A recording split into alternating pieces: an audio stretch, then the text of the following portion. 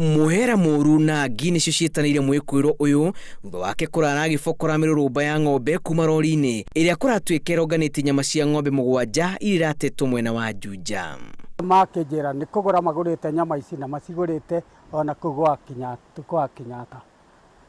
Riu koguo ni gucererwo maracereirwo ndakimera kesi eheriei na ndikwenda ngore ona nguo ya mundu wundu kuriku guku mathie matwehere biu tondu ndioi kuria ciumite. Thutha wa gubokora nyama makunia-ini aracokire guciuria githinjiro-ini kimwe mwena wa Dagoretti mitwe migwanja ya ng'ombe ici ikimuthitanga na gutuma ekwirwo ati nyama ciake itirari na utheri.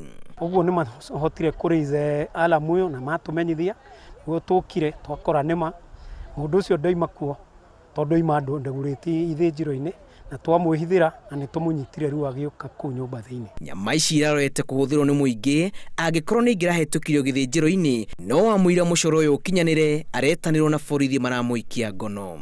Mundu uyu naikarite miaka 2 guku mukombori no arutaga wira wa ng'ombe thiini wa ndunyu market githinjiro. No twende mundu wothe mundu muiye ng'ombe ni ya grade tisi cia kienyeji ni ng'ombe cia grade no tondu ni tunyitanire na borithi cia Gikuyu na ithuothe twi on the ground turacaria kuria cingikorwo ciumite.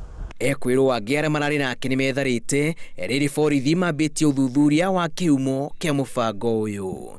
Ngiribotera Inooro TV njitagwo Julius Karithi wa Munene.